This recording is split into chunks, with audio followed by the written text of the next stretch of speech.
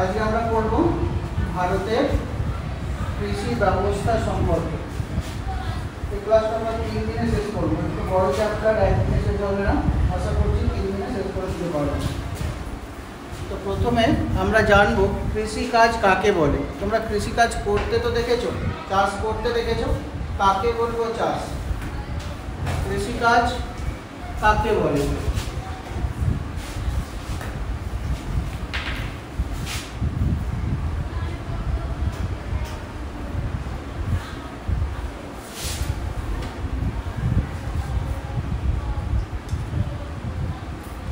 কাকে বলবো কৃষিকাজ?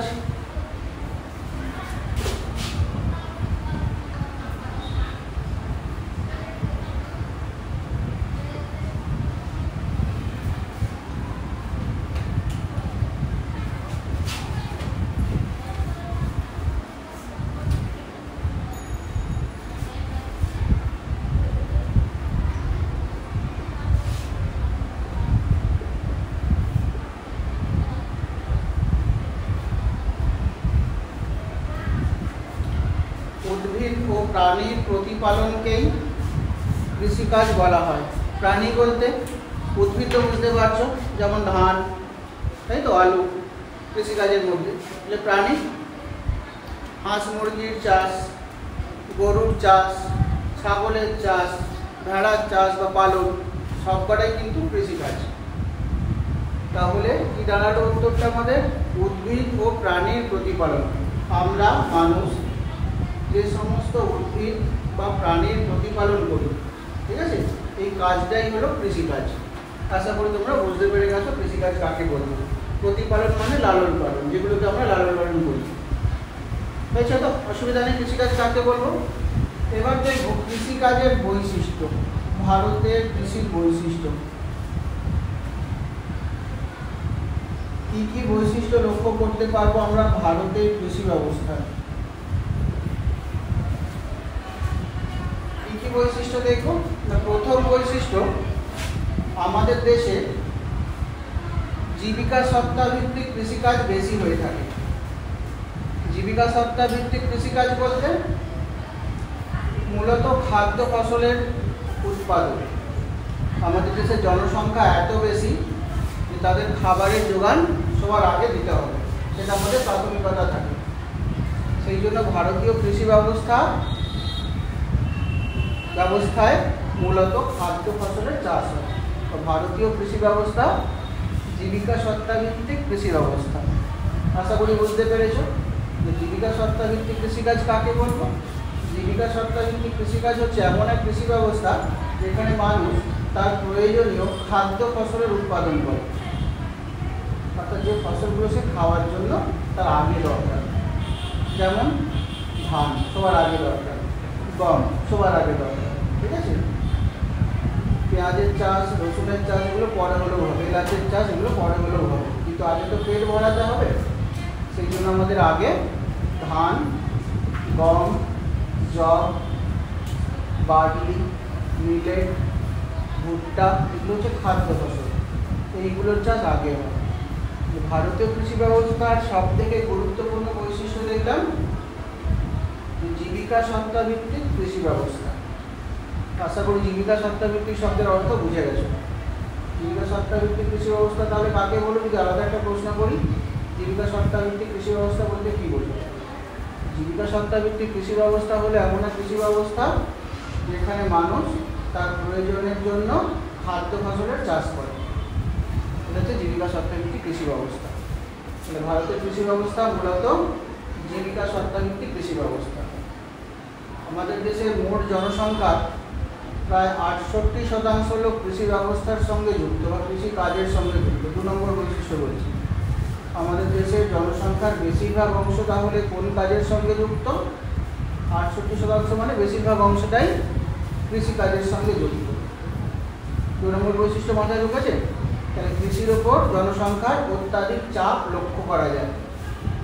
প্রচুর জনসংখ্যা জমির উপরে, কৃষি ব্যবস্থার উপরেই নির্ভর করে রয়েছে। প্রথম বৈশিষ্ট্য কি দেখেছিলাম? ভারতে মূলত জীবিকা সত্তা ভিত্তিক কৃষি ব্যবস্থা প্রচলিত রয়েছে। 2 নম্বর বৈশিষ্ট্য তো দেখলাম মোট জনসংখ্যা জনসংখ্যার 68% কৃষিকাজের উপর নির্ভর, অর্থাৎ কৃষির উপর জনসংখ্যার অত্যাধিক চাপ লক্ষ্য করা যায়। 3 নম্বর বৈশিষ্ট্য কি দেখব, ভারতের কৃষি ব্যবস্থা এখনো সেই প্রাচীন পদ্ধতিতেই করা হয়, যেখানে যন্ত্রের থেকে মানুষের শক্তি বা মানুষের দৈহিক শক্তির ব্যবহার বেশি হয়।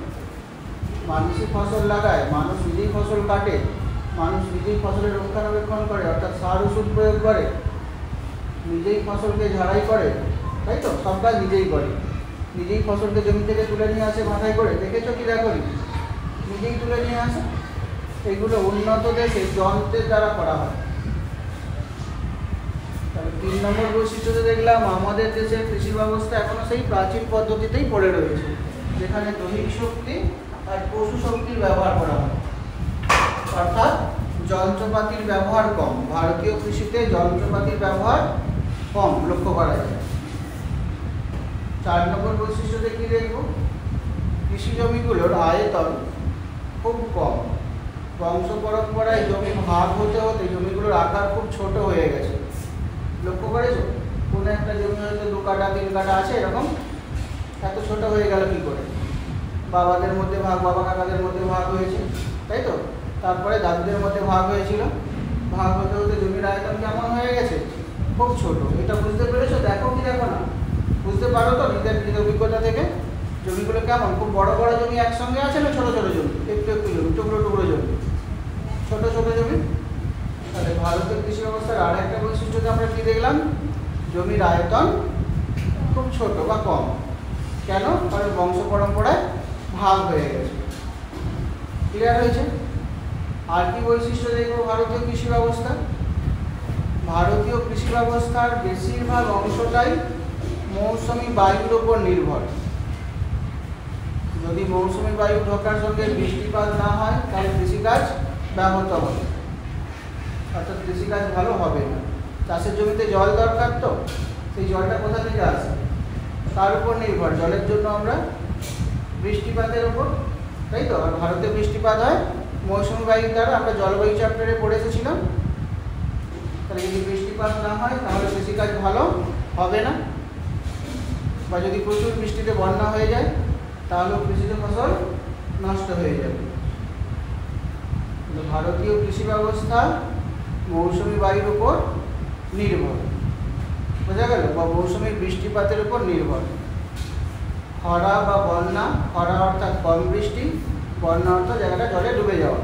খরা বা বন্যা ভারতীয় কৃষি ব্যবস্থাকে প্রভাবিত করে।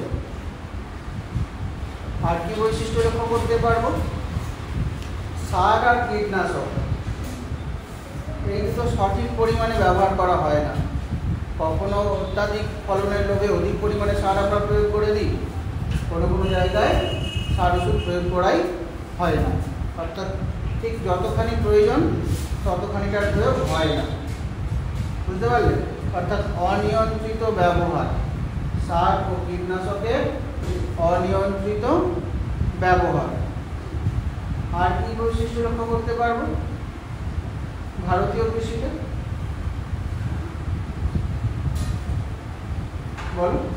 সাম্প্রতিককালে কৃষি ব্যবস্থার উপর নির্ভর করে কিছু কিছু শিল্প গড়ে উঠেছে, কৃষি নির্ভর শিল্প। যেমন যে পটাটো চিপস তোমরা কেনো দোকান থেকে, কি থেকে তৈরি? আলু থেকে। আলু কোথা থেকে আসে? জমিতে চাষ করে আসে। তাহলে কৃষিজাত দ্রব্যের উপর নির্ভর করে একটা শিল্পও দেখতে পেলাম, তাই তো? আর চা থেকে চা শিল্প, বোঝা গেল? কফি থেকে কফি শিল্প, পাট থেকে পাট শিল্প। তাহলে ভারতের শিল্প ব্যবস্থাও কিন্তু কৃষির উপর নির্ভর। ভারতীয় কৃষির কী কী বৈশিষ্ট্য আমরা দেখতে পেলাম একবার রিভাইজ করে নাও। প্রথমে কী বলেছিলাম? ভারতে মূলত জীবিকা সত্তাভিত্তিক কৃষিকাজ আমরা লক্ষ্য করতে পারি। ভারতের কৃষির বৈশিষ্ট্য কী কী? আমি পুরো পয়েন্ট লিখবো না এখানে, শুধু হেডিংগুলো দিয়ে দেবো। জীবিকা সত্তাভিত্তিক কৃষি,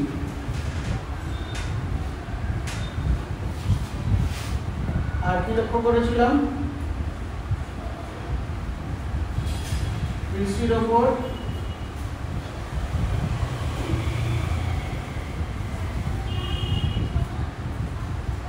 জনসংখ্যার অত্যাধিক চাপ। মনে পড়েছে পয়েন্টগুলো?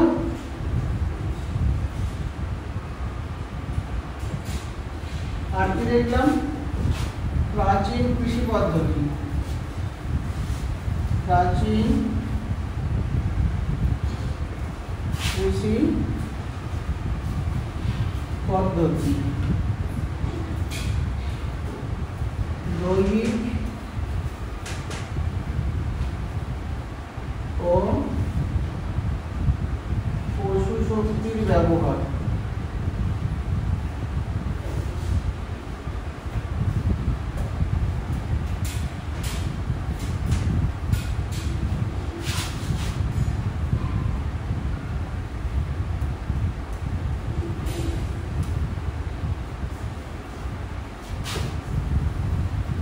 আধুনিক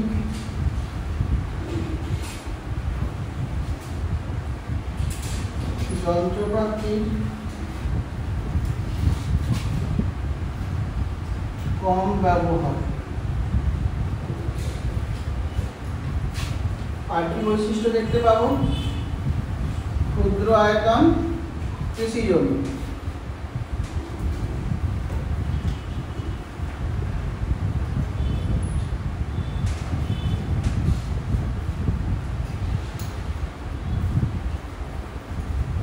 অনিয়ন্ত্রিত সার কীটনাশকের ব্যবহার,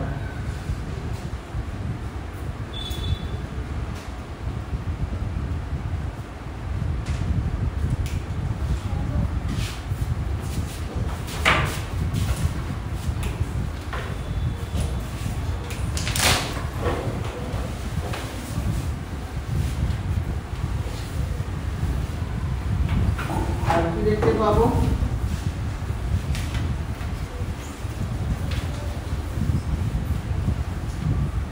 আর কি বৈশিষ্ট্য বলেছি বলো? আরো দু তিনটে বলেছি।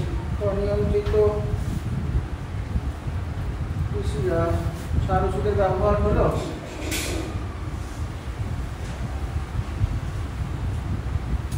খাদ্য বেকারত্ব,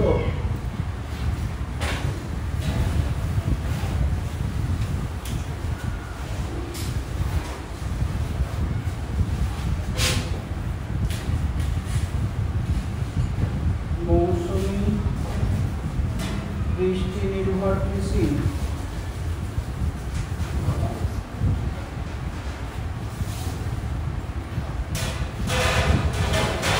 দেখো কতগুলো বৈশিষ্ট্য দেখলাম ভারতীয় কৃষিকাজে। আশা করি তোমরা পয়েন্টটা বুঝতে পেরে গেছো। এবার আমরা দেখব কৃষিজ ফসলের শ্রেণী বিভাগ। তাহলে এখনো পর্যন্ত আমরা কি কি শিখলাম? কৃষিকাজ কাকে বলে আর ভারতের কৃষি ব্যবস্থার বৈশিষ্ট্যগুলো।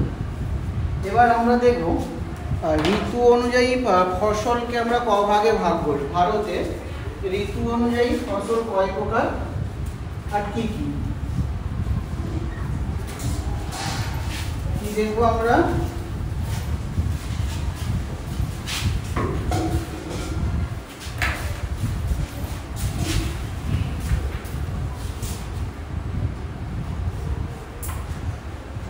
ঋতু অনুযায়ী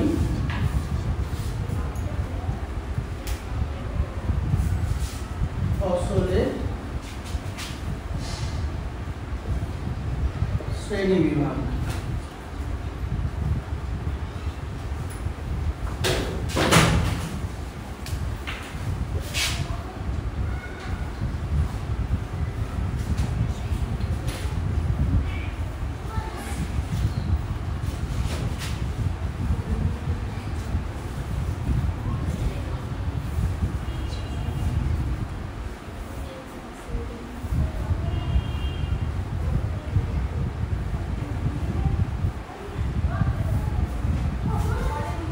দেখো ঋতু অনুযায়ী আমাদের দেশের কৃষি ব্যবস্থাকে বা ফসল উৎপাদনকে আমরা তিন ভাগে ভাগ করি। একটা হচ্ছে রবি শস্য, একটা খারিফ শস্য আর একটা জায়িদ শস্য। সহজ করে মনে রাখো, রবি শস্য হচ্ছে সেই সকল ফসল যেগুলোকে আমরা শীতকালে চাষ করি। রবি শস্যকে আমরা কখন চাষ করি বললাম? কোন সময় বললাম রবি শস্য কখন চাষ করি? শীতকালে। তাহলে শীতকালে যেই সমস্ত ফসলগুলোর চাষ আমরা করে থাকি সেগুলো সবকটাই রবি শস্য হবে। কথা শোনো মন দিয়ে, সবকটা বলে লেখানো সম্ভব নয়।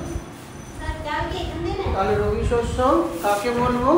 যে সমস্ত ফসলের চাষ আমরা শীতকালে করে থাকি। এবার তোমরা বলো তোমাদের এখানে শীতকালে কোন কোন ফসলের চাষ করা হয়? আলু,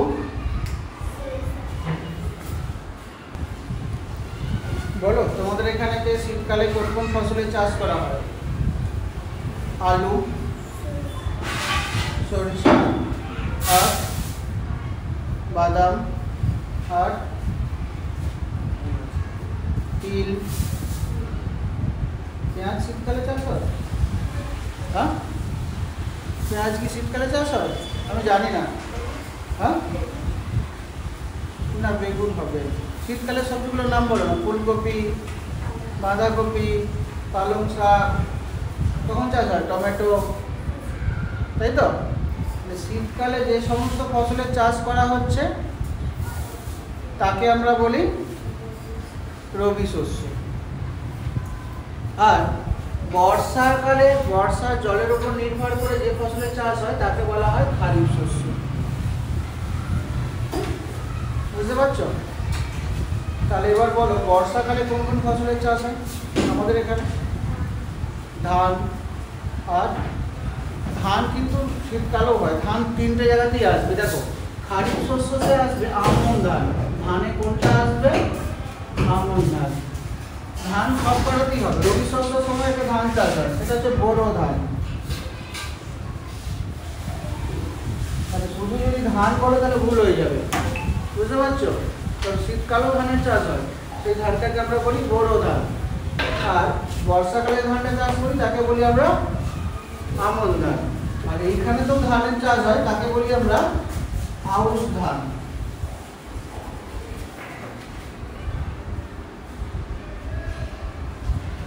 তাহলে শুধু যদি ধান বলো তাহলে ভুল হয়ে যাবে। বুঝতে পারছো তো? শুধু ধান বললে উত্তরটা আমাদের ভুল হয়ে যাবে। বোঝা গেছে? তাহলে আমাদের খারিফ শস্যের উদাহরণ হিসাবে আমন ধান বলতে হবে, রবি শস্যতে বোরো ধান, জায়দ শস্যতে আউশ ধান। রবি শস্য হচ্ছে যেগুলো শীতকালে চাষ করি, খারিফ শস্য হচ্ছে যেগুলো আমরা বর্ষার সময় চাষ করি, আর জায়দ শস্য হচ্ছে যেগুলো আমরা গ্রীষ্মকালে চাষ করি, গরমের সময়। ভালো করে বোঝো, কিন্তু পার্থক্য বুঝে নাও। এই জায়দ শস্যতে যে জলটা দরকার সেটা আমরা জলসেচ করে দিই, নিজেরা জলসেচ করে দিই। গাছে যদি জলের প্রয়োজন হয় নিজেরা দিয়ে থাকি। এইখানে যে খারিফ শস্যে যে ফসলগুলো চাষ হয় এদের কিন্তু জল আমরা দিই না, এরা বৃষ্টির জল থেকেই বড় হয়, এদের প্রয়োজনীয় জল বৃষ্টি থেকেই মেটে। রবি শস্য এখানেও জলটা আমরা দিই, কিন্তু সেই ফসলের চাষ করি যার জলের দরকার কম। বুঝতে পারলে? কারণ শীতকালে তো আমাদের দেশে বৃষ্টিপাত হয় না, আগেই পড়ে এসেছি। আমাদের জলবায়ুতে গ্রীষ্মকালে বৃষ্টিপাত হয়, মৌসুমী জলবায়ুতে। তাই রবি শস্যের সময় আমরা সেই সমস্ত ফসলের চাষ করে থাকি যার জলের প্রয়োজনটা কম, তবে যেটুকু প্রয়োজন হয় সেটা জলসেচ করেই দেওয়া হয়। বোঝা গেল? তাহলে ঋতু অনুযায়ী ফসল কয় রকমের দেখলাম? 3 রকমের। কি কি?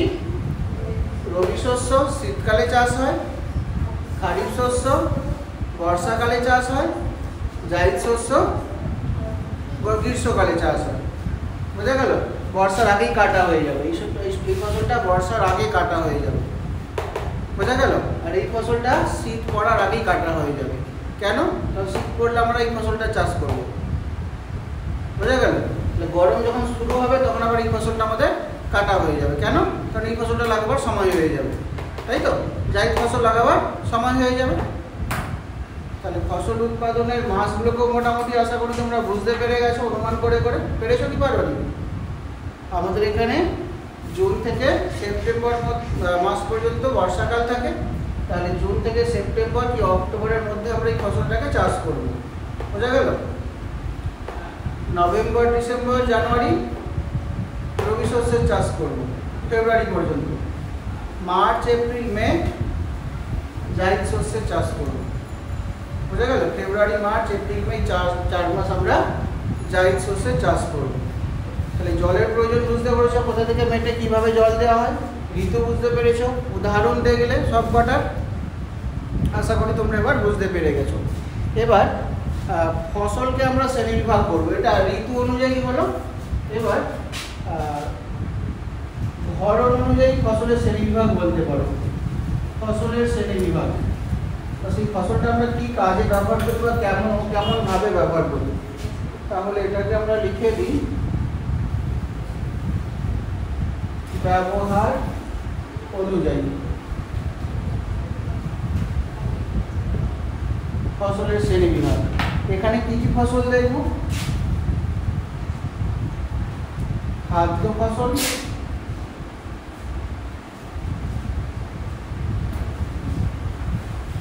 পানীয় ফসল, এখানে দেখে নাও বাগিচা ফসল, সবকটা একবারে পড়িয়ে দিই। অর্থকারী ফসল,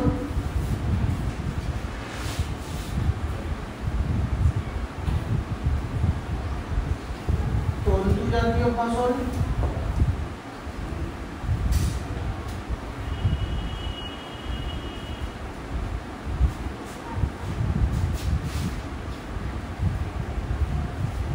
বেশ। দেখো খাদ্য ফসল কাকে বলবো? যে ফসলগুলোকে আমরা খাদ্য রূপে ব্যবহার করি, যেমন ধান, গম, ভুট্টা, জব, মিলেট, এগুলো খাদ্য ফসল। পানীয় ফসল, যে ফসলগুলোকে আমরা পান করি, অর্থাৎ তরল রূপে। উদাহরণ, ফসল জল, জল ভাবে কাজ তরল করে। পানীয় ফসল মানে তরল নয়, পানিতে হয় এমন নয়, মানে জলে হয় এমন নয়, তরল করে তাকে খাওয়া হয়। সহজ উদাহরণ আছে, বলো না? তরমুজ নয়, এত ভালো উদাহরণ, প্রতিদিন খাও নিজেরা করে। হ্যাঁ, চা কেমন খাও? তরল তো, প্রতিদিন মাথায় ঢুকছে না। আর একটা নাম বলো, চা আমি বলে দিলাম, আর একটা তোমরা বলো। কফি। তাহলে পানি ফসলে কি দেখলাম? এত ভালো উদাহরণ আসলো না মাথায়?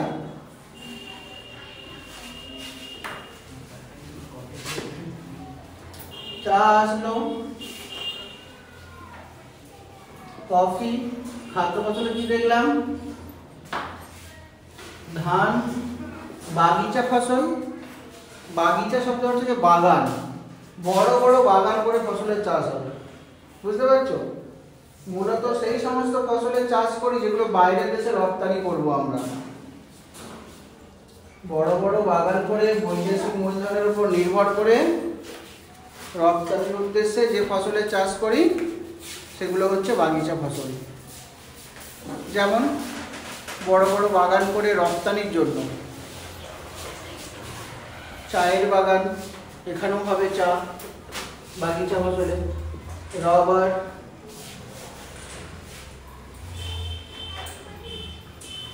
কফি,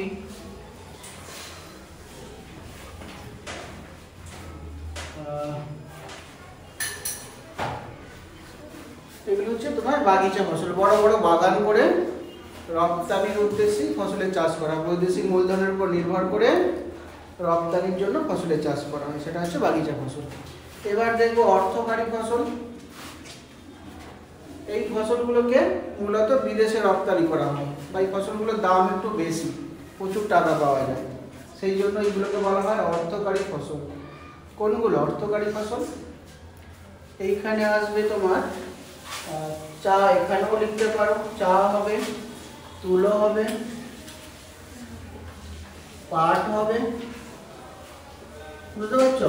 অর্থকারী ফসল অর্থাৎ এই ফসলগুলোর দাম একটু বেশি, সেই জন্য এগুলোকে বলা হয় অর্থকারী ফসল, বা ওই সমস্ত ফসল বিদেশে রপ্তানি করে অনেক টাকা উপার্জন করা হয়, সেই জন্য এগুলোকে বলা হয় অর্থকারী ফসল। এবার তন্তু জাতীয় ফসল, যেই ফসলগুলো থেকে আমরা আঁশ বা ছালকে বার করে নিই, ঠিক আছে, বা ফলের ভেতরের অংশকে বার করে নিই, সেইগুলো হচ্ছে তোমার তন্তু জাতীয় ফসল। তো এইখানে আসবে তোমার পাট, তুলো। সব কটার উদাহরণ দেখলে লিখতে পারবে। যদি পরীক্ষার প্রশ্ন করি একটা পানীয় ফসলের নাম লেখো, আশা করি এবার লিখতে পেরে যাবে। চা, কফি, তাই তো? বেশ। যদি বলি একটা বাগিচা ফসলের নাম লেখো, বাগিচা ফসল কি কি হবে? চা, রবার, কলার চাষ, বড় বড় বাগান করে চাষ হয়। বেশ, তাহলে মোটামুটি ভাগটা দেখতে পেলে ফসলের শ্রেণীবিভাগ ব্যবহার অনুযায়ী বা দাম অনুযায়ীও বলতে পারি। দুটো পার্টি তো রয়েছে এখানে। বাগিচা ফসল কাকে বলবো? যখন আমরা বড় বড় বাগান করে বৈদেশিক মূলধনের উপর নির্ভর করে বড় বড় বাগান তৈরি করে রপ্তানির উদ্দেশ্যে যখন ফসলের চাষ করি তখন তাকে বলা হয় বাগিচা ফসল। খুব ইম্পর্টেন্ট কোশ্চেন, 2 নম্বরের কোশ্চেনের জন্য বাগিচা ফসল কাকে বলে। প্রশ্নটা বুঝে গেছে তো? বাগিচা ফসল কাকে বলে আশা করি লিখতেও পেরে যাবে। ফসলের শ্রেণীবিভাগটা দেখলাম। এবার দেখবো আমরা কিছু চাষ আর তার নাম। এটা অনেক সময় কম্পিটিশনের পরীক্ষায় চলে আসে। কিসের চাষকে আমরা কি বলে থাকি? আচ্ছা, একটা তো বাদ রয়ে গেল, একটা উদ্যান চাষটা বাদ রয়ে গেল, একটা বাদ রয়ে গেল। ঠিক আছে, দেখে রাখো। দেখো, যখন আমরা ফলের চাষ করি, ফলের চাষ তাকে আমরা বলি পেমোকালচার।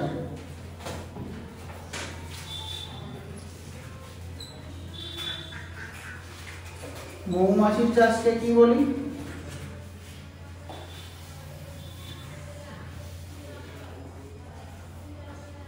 মৌমাছির চাষ মধু পাওয়ার জন্য করে থাকি, তাকে আমরা বলি এপিকালচার।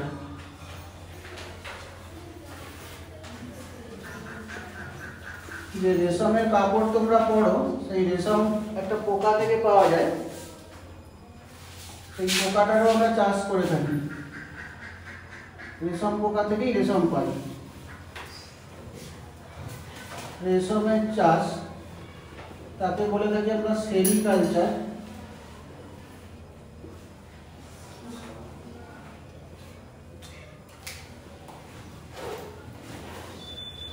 ফুলের চাষ একে আমরা বলে থাকি ফ্লোরিকালচার।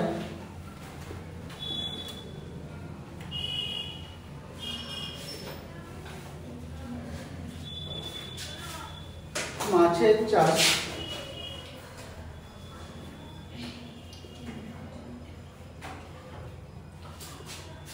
একে আমরা বলে থাকি পিসিকালচার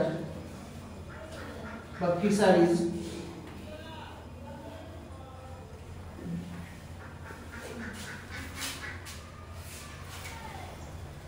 হর্টিকালচার বা উদ্যান চাষ,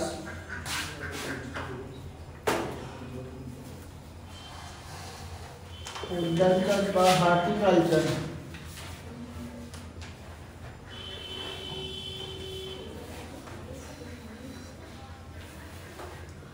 এই সবকটাই কিন্তু শর্ট কোশ্চেনের জন্য খুব ইম্পর্টেন্ট। মৌমাছির চাষকে আমরা কি বলে থাকি? এপিকালচার। মধু পাওয়ার জন্য দেখেছো মৌমাছির চাষ আশেপাশে কেউ করে? একটা খাঁচায় মৌমাছিকে ধরে রাখা হয়, সেই মৌচাককে কি করে? কোথায়? বাক্সে রাখা। হ্যাঁ, বাক্সে রাখা। Very good. তো মৌমাছির চাষকে আমরা কি বলে থাকি? এপিকালচার। রেশম পোকার চাষকে সেরিকালচার। ফুলের চাষ, এটা তো আর বলতে হবে না, তোমাদের এলাকা বিখ্যাত ফুলের চাষের জন্য। ফুলের চাষকে কি বলি আমরা? ফ্লোরিকালচার। কি হলো? ভেঙে গেছে না ভেঙে ফেললে? কোনটা? আমি তো দেখতে পেলাম তুমি কি করলে। ক্লাসের দিকে মন দাও। মাছের চাষকে কি বলবো? পিসিকালচার বা ফিশারিজ। এবারে আমরা দেখব কৃষির সঙ্গে সম্পর্কযুক্ত কিছু কৃষি ব্যবস্থা বা সেই চাষের ফলে কি কি পরিবর্তন ঘটেছে সেটাকে আগে পড়িয়ে দিই, তারপরে এগোবো একটুখানি সামনের দিকে। মুছে দিচ্ছি, হয়ে গেছে তো?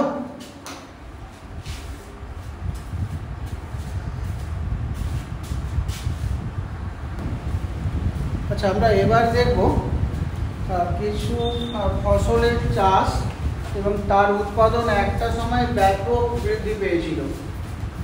তো সেই পরিবর্তনটাকে আমরা বলে থাকি কৃষির সঙ্গে সম্পর্কযুক্ত বিপ্লব, কৃষির বিপ্লব। ইতিহাসে যে বিপ্লব পড়েছ সেটা নয়, তো মন দেয় একটুখানি, এগুলো শর্ট কোশ্চেনের জন্য আসে।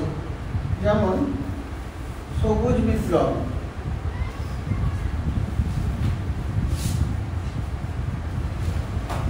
কার সঙ্গে যুক্ত? কৃষি উৎপাদন।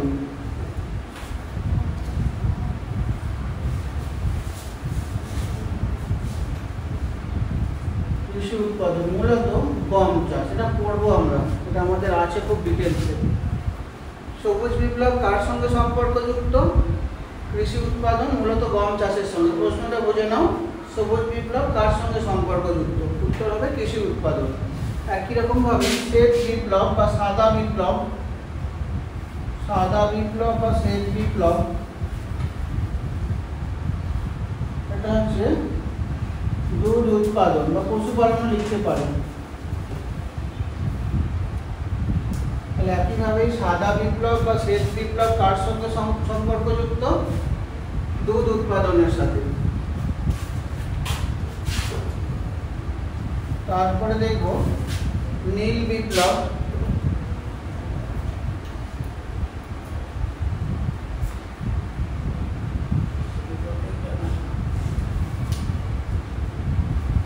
নীল বিপ্লব এটাকে আমরা দেখব মাছের চাষ।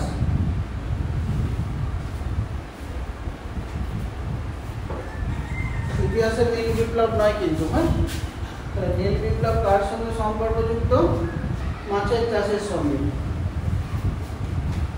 বাদামি বিপ্লব,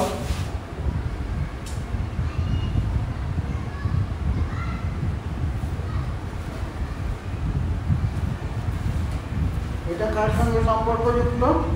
এটা হচ্ছে তৈলবীজ, অর্থাৎ তেল তৈরি হয় যে সমস্ত জিনিসের থেকে, তার সঙ্গে সম্পর্কযুক্ত। সবকটাই কিন্তু শর্ট কোশ্চেনের জন্য খুব ইম্পর্টেন্ট। সবুজ বিপ্লব কার সঙ্গে সম্পর্কযুক্ত? প্রশ্ন একই রকমই, কৃষি উৎপাদন, মূলত গম চাষের সঙ্গে। সাদা বিপ্লব কার সঙ্গে সম্পর্কযুক্ত? পশুপালন তথা দুগ্ধ উৎপাদনের সাথে। নীল বিপ্লব কার সঙ্গে সম্পর্কযুক্ত? মাছ চাষের সঙ্গে। বাদামি বিপ্লব কার সঙ্গে সম্পর্কযুক্ত? তৈলবীজের সঙ্গে। বোঝা গেছে? ক্লাসটা এখানে শেষ করলাম। ক্লাস আমাদের একটুখানি এগোচ্ছে না, আমি 3 দিনে শেষ করবো বলেছিলাম, হবে বলে মনে হচ্ছে না। একটু করলে 3 দিনে শেষ হবে না।